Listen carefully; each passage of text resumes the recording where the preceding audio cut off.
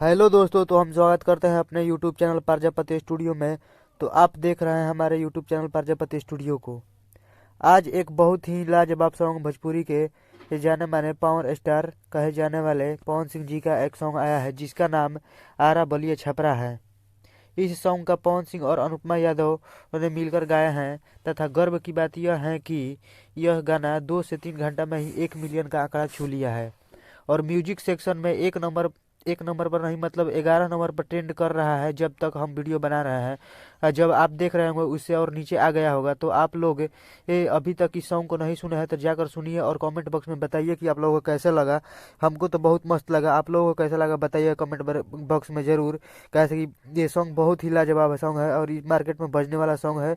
आप लिख के ले लीजिए कि ये सॉन्ग पूरा सुपर डुपर हिट होगा, क्योंकि सॉन्ग बहुत ही मस्त है और इसमें बहुत तरीका से अच्छा से काम किया गया है। और इसमें रितु सिंह नाम के एक एक्टर काम की है और पवन सिंह